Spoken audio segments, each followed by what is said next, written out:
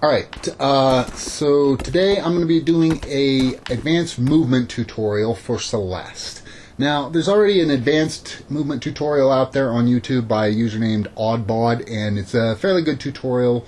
I suggest you check it out. I'll put a link in my description down below.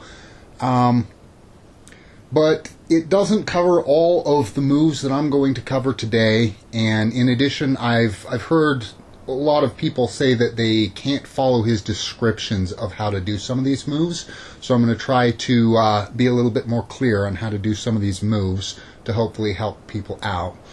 I'm also going to take a minute to cover some movement that is required for the gold strawberry, the flying gold strawberry in the first level. So I'll go into that at the end of this video. So, easiest thing to talk about first is going to be about falling, and this is fairly simple and most people probably already know it, but I'm going to mention it here. If you press down while you're falling, it will make you fall faster. Now, the only reason really to do this is if you're speed running. If you're not concerned about how quickly you get through the level, there's really very little point to this most of the time. There might be a couple of other uses for it occasionally, but mostly this is speed running. So you can see it stretches out the character and she falls a little faster. So it's pretty simple. Okay, so the next one we're going to talk about is this jumping dash. So obviously you can jump and you can dash, but you can also add these two things together. If you dash and then jump on a flat surface, you'll make her jump very quick. And once again, the only real reason for this is typically because it's a little bit faster than jumping and then dashing. But you'll usually get a little bit further by jumping and then dashing than you will by doing a jump dash. So it doesn't have a lot of practical purpose other than going fast.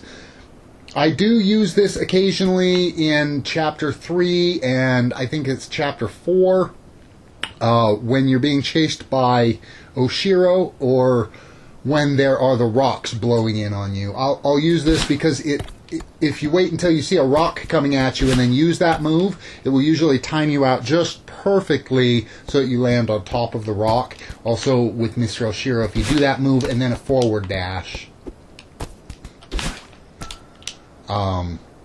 you'll usually land right on top of Mr. Oshiro as he charges at you if you do the move right as he charges. So, but there is another useful move that you can tie into this. So when Madeline dashes, her hair turns blue, and everybody knows that. Everybody realizes that. It means you don't have a dash. What you may not realize is that when she recovers, her hair turns white for a second before it goes back to being brown. And this is actually kind of important.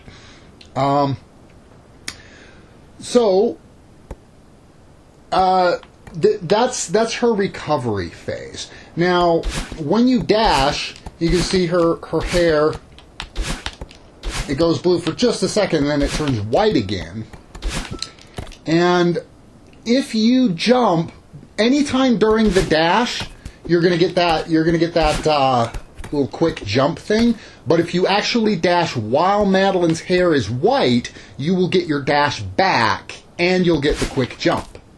So by doing that, and you have to have about a dash length to be able to do that, because it takes about a dash length for her hair to turn white. So you've got to have some room. But when you do that, you get an extra dash on the end. So by doing that, you can get a lot of extra distance on your jump. Let's see if I can get this. Okay.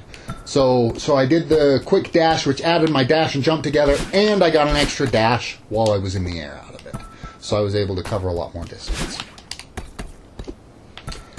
So you can obviously see why that would be useful. Okay, so then the next one we're going to talk about is very similar, except that for this one, you're going to push down and diagonal. So, and then you're going to do the same thing. You're going to do a dash jump while you're pushing down and diagonal. And what you're going to get is you're going to get a very quick jump. So, this jump has better distance, and it goes faster. So you're going to go further and you're going to go faster, and you don't get as much height on the jump. So if you're trying to not hit an obstruction on the ceiling, that's nice too. Now, I don't use this very often. I'm not a speedrunner, and this is the reason why I'm not a speedrunner, because this move is the crux of speedrunning, and I'm playing on the Xbox, and the D-pad is terrible on my controller, so I play with the analog stick, and it doesn't like diagonals very much.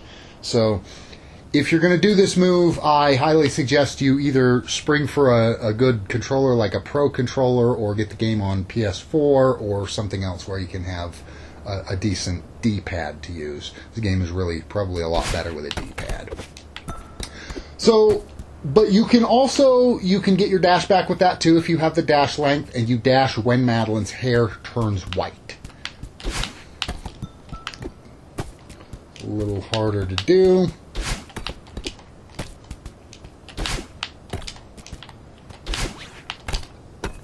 So you see I got it. I didn't use the dash, but...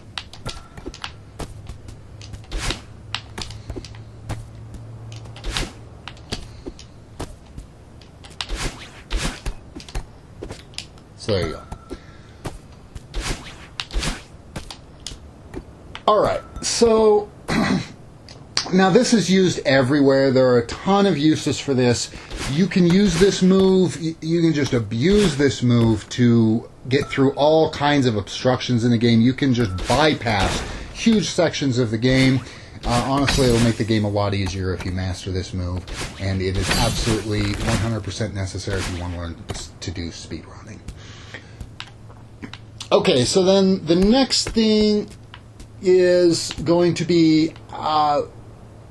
okay, how to get your dash back for those moves if you don't have room. Now, normally you need about this much space if you're going to get your dash back on one of those moves. And sometimes you don't have this much space. Sometimes you only have this much space. Okay? So there are a couple of things that you can do.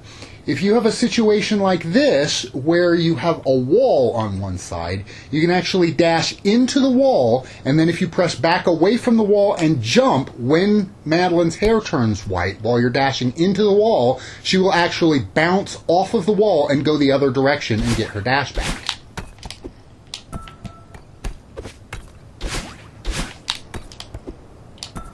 Okay? So if you have a wall on one side, and it doesn't have to be a tall wall. You could do it on something like this. If I were up here. And you can see I did that with the down diagonal dash so that I wouldn't go too high, because if I had gone higher, I probably would have hit the obstruction in the middle there. Actually, I missed it. But you can do it with either one, and obviously the diagonal dash gets you... it's faster and it gets you more distance. So. And that's actually... fairly easy to do. That's actually much easier to do than the dash like that. So if you have an opportunity to do that, you can make use of that. So another time that you may be able to do this, though, is maybe you don't have enough room. So like right here, okay, I don't have quite enough space to do this, to do the dash, but there's not a wall behind me. But what I can do is we have another thing we can do where we can do this diagonal down dash into the floor, like this. And if you jump when Madeline's hair turns white, right after you hit the floor, you will still get that super fast dash, and you will get your dash back for use during the jump. And I have a little more trouble doing this one. But this is, speedrunners do this all the time. So that's kind of a big one. And like I said, the place that you're going to do this is someplace where you don't have the room, but you don't have a wall behind you. So like here, I could use this to actually get to this strawberry from this direction. You're supposed to have to go around and get to that strawberry the other direction. But if I come out here...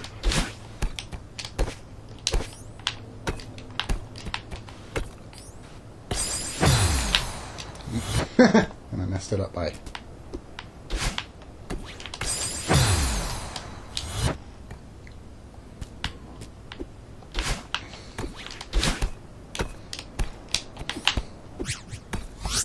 There you go. So I got to the strawberry coming from the wrong direction there. Okay, so the next thing that we're going to talk about is Madeline will always get her, she always gets her dash back when she changes between screens. And I'm sure most people have probably seen this by now, where you can use this little trick to get up to sections that you normally shouldn't be able to get up to.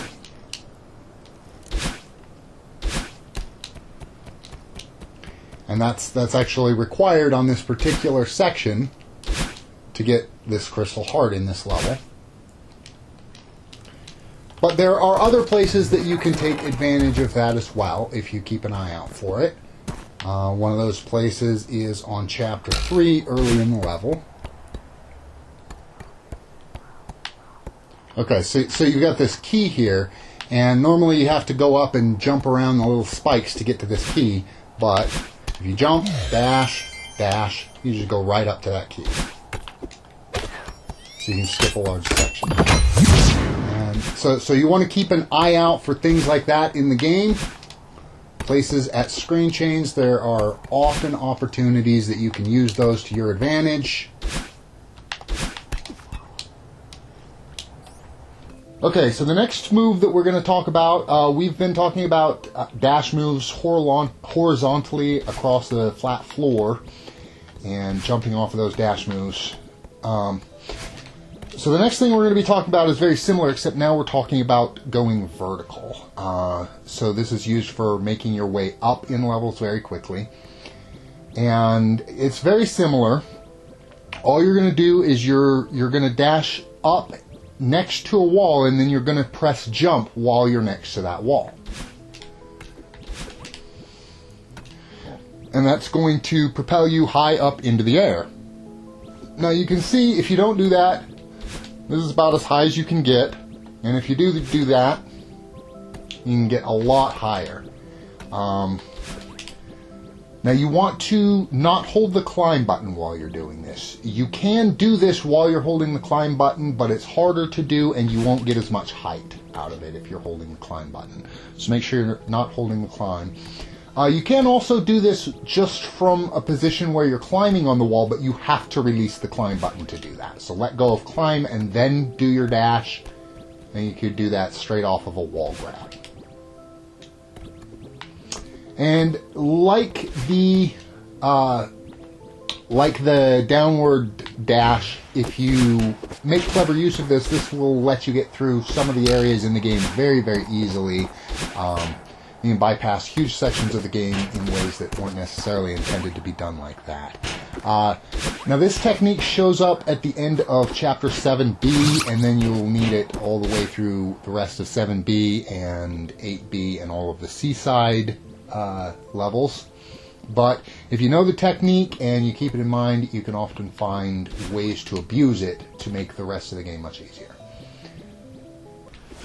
Okay, and then the next thing, this is just kind of a minor thing. It only applies to this Chapter 2 here. And there's a couple of other levels, Chapter 7, and I know 8 on the seaside has these dream blocks. So it's when you're dashing through these dream blocks. And the game teaches you this at the very beginning of Chapter 2 B-side. So most people probably know about it, but I'll mention it for people who don't. When you dash through the dream blocks, when you come out the other side, if you press jump right as you come out the other side, it will change your trajectory and you'll get a little jump. You'll go higher and you'll go much farther coming out of the other side of the block. And this is required constantly in the Chapter B and C sides. But if you know about this, you can also make use of it in this level. In the A side to help with speedrunning. There are a couple places here. There's a place where if you can use this while dashing through this first dream block, you can get up to a higher dream block that you wouldn't be able to reach otherwise, and then from there you can go diagonally to kind of skip a little section of the map. So the point is to know about this move and keep an eye out for places where you may be able to use this to cut some time off of your speedruns. Okay, and then the next thing we'll talk about is a wall climb. And this is a little bit different because all of the moves that we've talked about so far are things that the developers obviously intended, and they're intentional game mechanics. And this one I'm not so sure that they intended for it to work this way. So now normally if I want to climb a wall, I'm just going to grab the wall and climb up, and I can only go so high because I'm going to run out of stamina very quickly while I'm climbing up the wall. So there's a limit to how high I can get on a wall like that. But using this method, you can go as high up a wall as you want, and it doesn't use any stamina. So what you're going to do is, okay, if you're pushing towards a wall and you press jump, you actually kick off the wall and you go quite a ways out from the wall. Okay? But if you don't press towards the wall when you press jump, if you just press jump without pressing on the control stick at all, you actually don't go very far out from the wall. So what this means is, as you're jumping along a wall, if you release the control stick and then press jump and then press the control stick towards the wall, you can actually make it back to the wall at a higher level than you were when you jumped. And if you just repeat this over and over,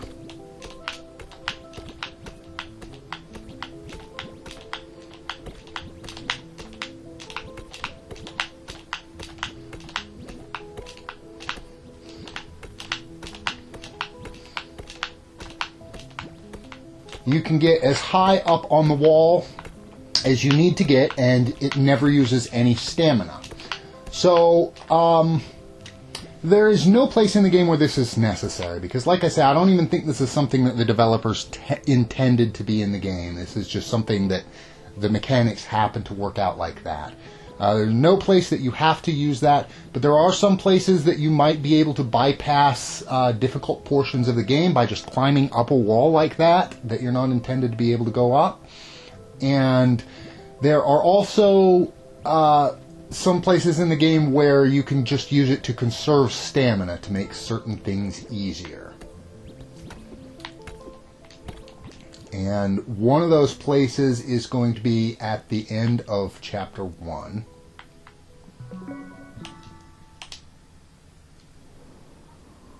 And it's important to point out here that this is done when you're not climbing. So you're not holding the climb button while you do this. If you jump while you're holding the climb button, Madeline doesn't kick out off of the wall at all unless you're completely out of stamina.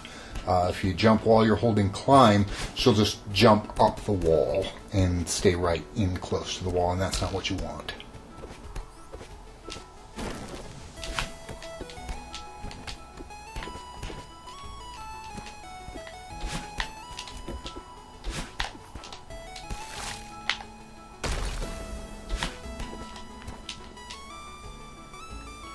Okay, so here at the end of Chapter 1, there's a couple of things that you can do. So first off, you just skip this whole section. Oops.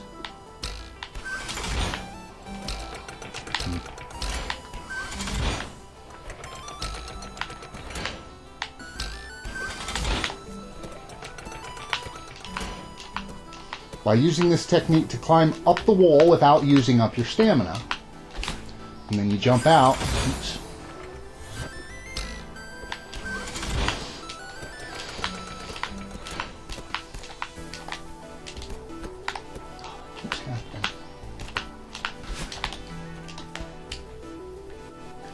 So if you're good at that, which obviously I'm not particularly good at that, you can use that to just bypass that whole section if you're doing a speed run. But then the place where this really comes in useful in this room is actually on the other side. So there's the golden boost strawberry that you get for making it all the way through this level without dashing. Now, if you can't dash, this room is kind of difficult. And what you have to do is you grab this and you let it throw you across the room, and then you're going to climb up. And you're going to try and jump up and grab the platform on the other side. But as you can see, when you do it like that, you run out of stamina on your way up the wall. So by the time you get up there, you only get one rushed attempt at grabbing that platform, and then you run out of stamina and you fall. So, if you use this method to actually jump up that wall instead of climbing up the wall, you conserve your stamina. And then you can take the time to position yourself. You can get 3 or 4 attempts at that, but you can see that was much, much easier just because I had the time to position myself for the jump. So I made it on a single attempt.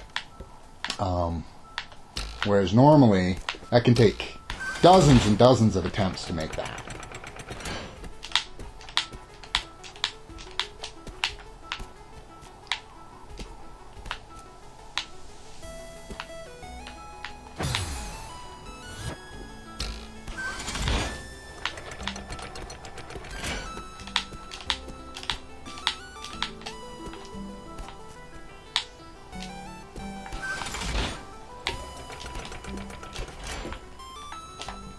So that makes that much, much easier, and you can see here, I'm not on assist mode or anything.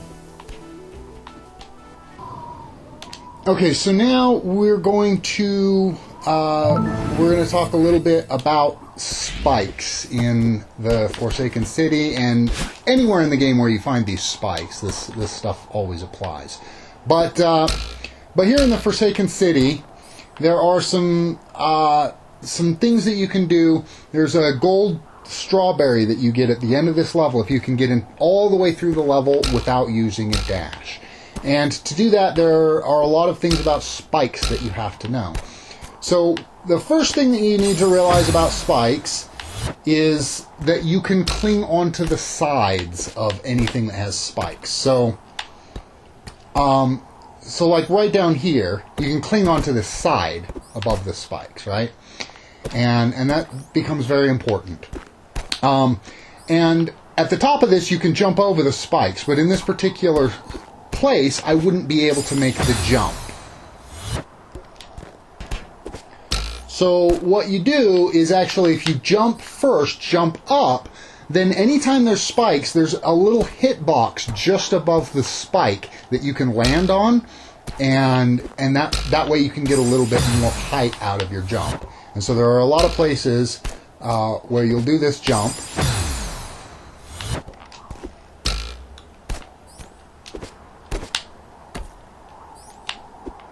And by hitting that little hitbox above the spike, you can get just a little bit further so you can get over some of these obstructions. And that's fairly basic. I have a video that shows me going through and getting that without doing any jumps. And you can generally pick that up from watching the video. But there are a couple of places in the video that people have problems with, and I'm going to talk a little bit about those places here. And one of those places is right here, because this particular area, you cannot get enough distance like that to make the jump. The row of spikes is just a little bit too long.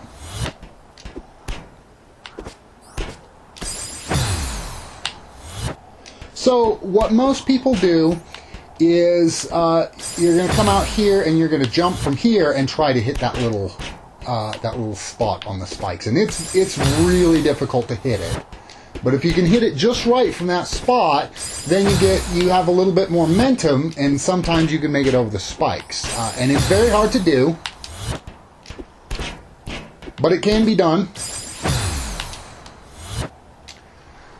But a lot of people have trouble with that, and so there's another way that I'm going to show you how to do this that works a little bit better for a lot of people.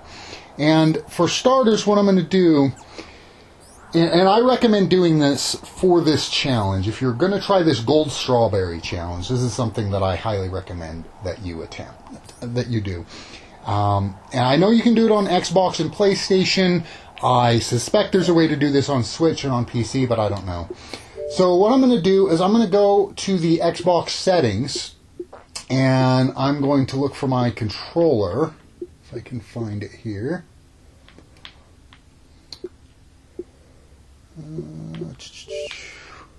Devices. Okay, and now I'm going to go into configure on this controller, and what I'm going to do is I'm going to adjust my button mapping here. And since I'm trying to do this entire challenge without using dash, I might want to just disable the dash, right? So, so we're going to look at the X. The X is the button that I normally use for dash. So instead of the X being dash, I want the X to be my jump button. And A or Y can be used for jump. So what I'm going to do is I'm going to map the X button to Y. So that changes that. So now X and A are both jump and Y and B are both dash. And so then what that's going to do is that gives me two jump buttons that I can hit right next to each other. I can hit A or X for jump now. And there are a couple places where that is very, very beneficial in this particular challenge, and this is one of them. So if I come down here and I jump straight at this thing, but then as I hit the thing, while holding climb, you have to be holding the climb button, I'm going to hit this thing, and then I'm going to hit both jump buttons, one right after another in quick succession. And don't expect to get it on the first try.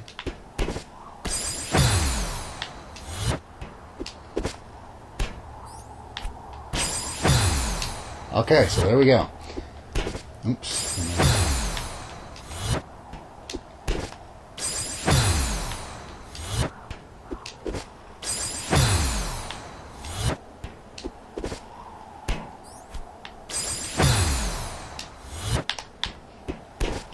But you can see I'm getting this a lot more often doing it this way. It's still not something where I can hit it every try. But I think this is a much easier way to do this jump.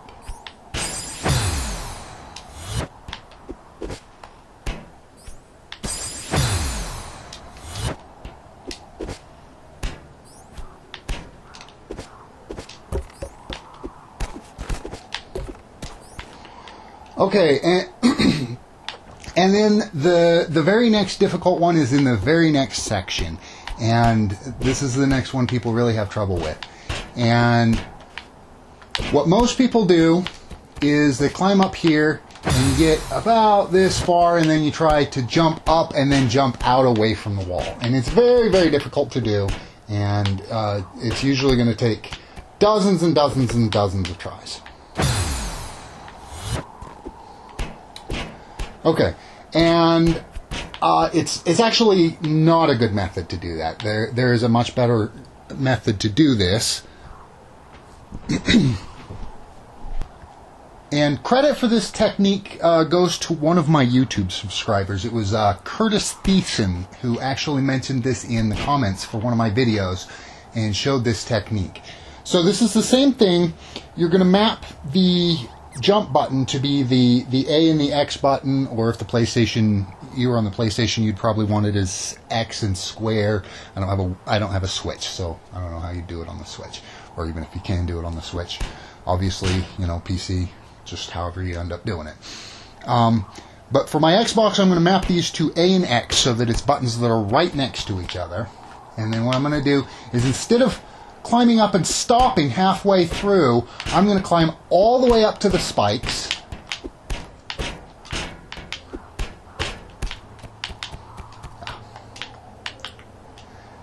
And then I'm going to push away, and I'm going to push both buttons in quick succession like I did before.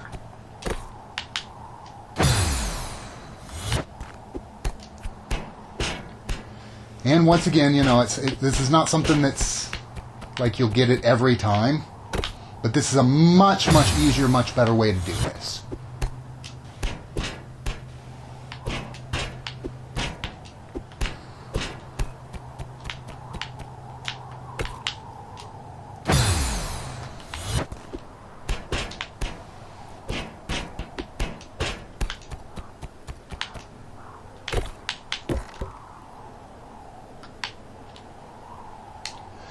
And so what I did there I push both buttons at the same time, and I release climb right as I jump. So you're going to hold on to the wall, you're going to push away from the wall, and then you're going to release the climb button and press both the jump buttons in quick succession. So I just roll my thumb across the A and X buttons as I release that jump button, and that will help you get across that relatively easy. This actually makes this one of the easier sections in the game, and normally most people consider this to be the hardest section in getting this this flying gold strawberry.